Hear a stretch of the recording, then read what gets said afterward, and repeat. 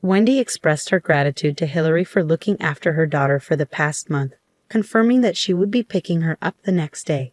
However, Hillary, who had just returned from a month of traveling, seemed unaware of this arrangement. Her voice strained amidst the background noise of train announcements. Wendy remained composed as Hillary's panic began to rise. "Hold on. What are you saying? Christina is with you, right?" Hillary's voice trembled with concern. Wendy's confusion mounted as she realized Hillary believed Christina to be with her. "Christina? She's with you in your apartment's garage?" Wendy clarified, her mind racing to piece together the situation. As Hillary insisted she had sent messages, Wendy assured her she hadn't received any. Hillary's panic heightened as she demanded Wendy take responsibility for Christina's safety. After the call ended abruptly, Hillary attempted to reach Christina's phone to no avail, her anxiety escalating. Wendy suggested she head home first, promising to investigate further. Upon Hillary's return, she was met with Wendy, Scott, and Christina together, leaving her bewildered. Wendy seized the moment to introduce herself more thoroughly, revealing her independent lifestyle as a freelance illustrator. Despite Hillary's initial misunderstanding, Wendy's optimistic outlook on life remained unchanged. As Wendy reminisced about her caring brother Scott and his occasional visits, she couldn't help but acknowledge Hillary's tendency to look down on her for being single. Yet Wendy remained steadfast in her belief that personal values dictate matters of love and marriage. When Hillary teased me again about needing a partner, I brushed it off with a shrug. It was hard to tell if it was the alcohol loosening her tongue or something else. But her laughter persisted. Her incessant jibes on the topic eventually wore me out. When I decided to move into a condo on my own, one of my top criteria was distance from my brother and his wife, Hillary. I'd grown weary of her constant needling. However, I shared a strong bond with my niece, Christina, who was turning 10 this year. Despite never having seen it in person, Christina often talked about her cute light blue backpack, which she proudly wore to school. One day, while she watched me work on my illustrations, she admired my drawings on the computer screen. "Wendy, you draw so well," she exclaimed, her eyes wide with admiration. "I wish I could draw too." Encouraged by her interest, I offered her a chance to try. With plenty of time before my deadline, I let her take a seat in front of the computer. Her face lit up with excitement as she eagerly began drawing. She sketched her beloved light blue backpack, mentioning how heavy it was, especially with her tablet inside. I marveled at her sense of responsibility, noting how she managed her belongings, even considering the weight increase during the summer with a water bottle added. According to Christina, Hillary spent most of her days as a stay-at-home mom. When my brother was away on business, she tended to indulge herself, opting for store-bought meals on school holidays. Christina often found herself doing chores, sometimes even the laundry, while her mother remained glued to her smartphone or TV. She tried not to upset her mother, retreating to her room or escaping to the park or library. Hearing about Hillary's behavior raised questions about her parenting, but as an outsider, I hesitated to judge.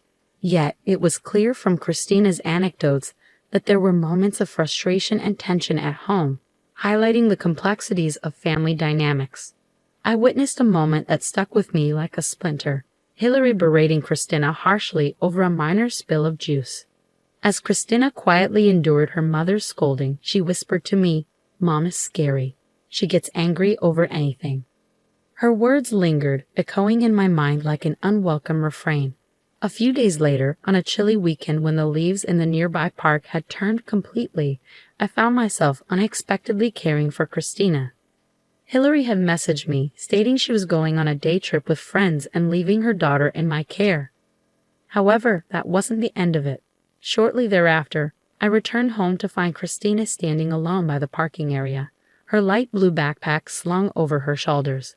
Her half-covered face betrayed her anxiety as she stood next to a small carry-on suitcase. Confusion clouded my thoughts as Christina explained that her mother had instructed her to come to my house.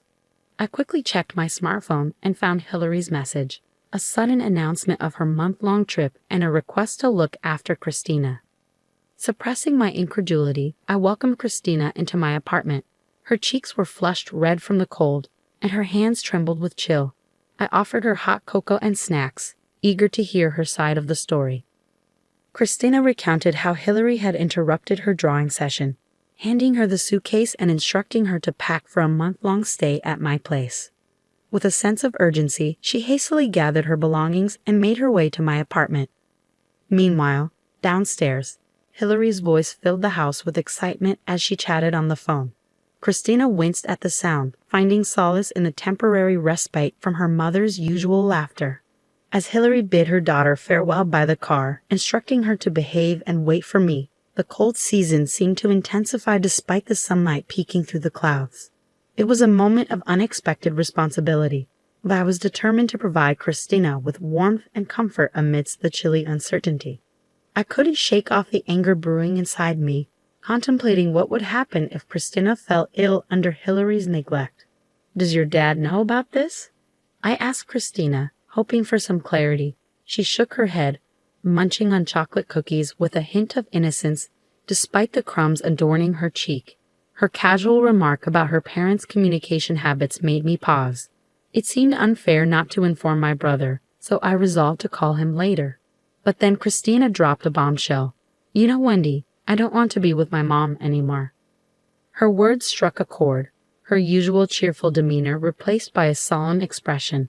As tears welled up in her eyes, she poured out her heart, recounting incidents of her mother's explosive anger and misplaced blame. My heart ached for her, and I did my best to comfort her until her sobs subsided. It was evident that Christina's situation was far from normal. Convinced that action was needed, I decided to reach out to Scott, hoping he could intervene. After a moment of contemplation, I devised a plan and called my brother, relaying the distressing details. Scott's reaction was palpable, his voice wavering as he processed the gravity of the situation. Despite his initial disbelief, he listened intently, eventually agreeing to adjust his schedule to assist. With his support secured, I assured him that Christina would be in good hands. As I hung up the phone, a sense of determination washed over me. Deleting Hillary's message from my smartphone, I turned my attention back to Christina, ready to face the challenges ahead with a newfound resolve. As I made my way back home, I couldn't shake the concern for Christina's well-being. Determined to lighten her mood, I decided to treat her to something special. With each step, I mulled over ways to make her smile.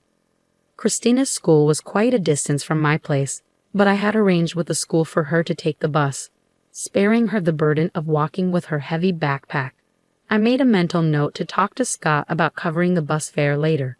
Meanwhile, I continued my usual routine of working from home, while Christina diligently completed her homework upon returning from school. One evening, Christina surprised me by asking for help with her homework. It struck me as odd since it seemed more like a task for her teacher, but according to her, it was different. Her classmates' moms often assisted them. Realizing how self-reliant Christina had been, I grabbed a red pen and checked her work. As dinner preparations began, Christina eagerly offered to help in the kitchen. Her enthusiasm was infectious as she assisted in peeling onions and followed instructions with remarkable skill. I couldn't help but wonder where she had learned to cook so proficiently. Days turned into weeks, and before we knew it, a month had passed in a blink of an eye. Glancing at the calendar, I realized it was almost time for Hillary to return. Sure enough, I received a call from her the next day, thanking me for taking care of Christina. However, her confusion was evident as she seemed to believe Christina was still with me, despite being away for a month. "I sent you a message, so you should know," Hillary insisted, her voice tinged with panic. "I haven't received any messages. Are you sure you're not mistaken?" I responded calmly, feeling a wave of frustration. "Lies? That can't be." Hillary's voice rose in apparent panic. "What are you going to do about this? I entrusted Christina to you. If anything happens, it's your responsibility."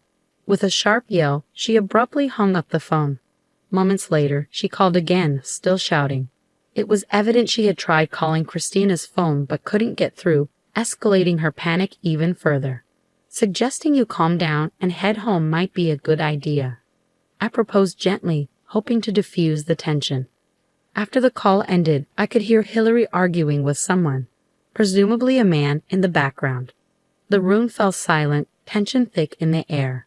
When Hillary finally returned home, her footsteps echoed loudly down the hallway, bursting into the living room.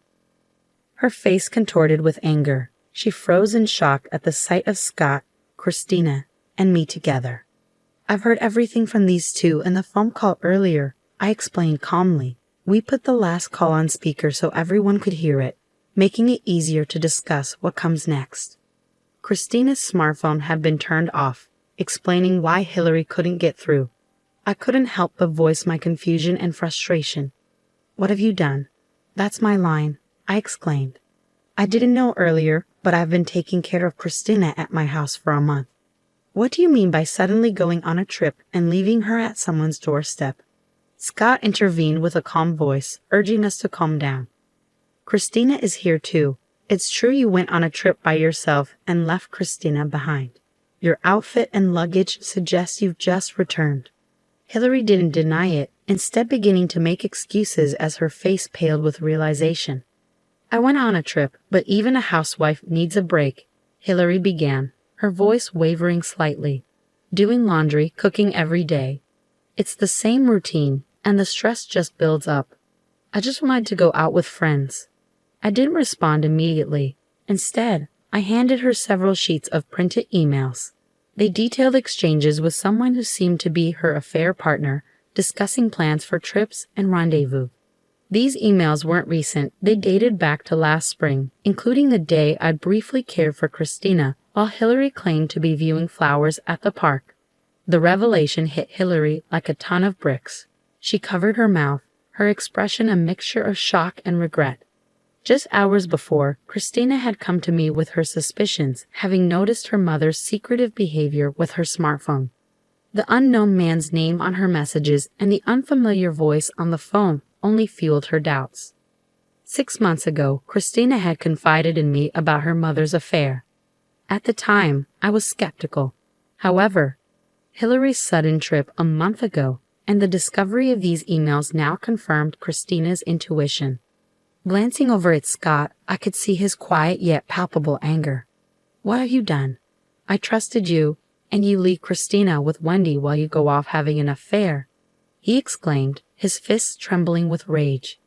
Hillary attempted to explain, her words faltering in the face of Scott's fury.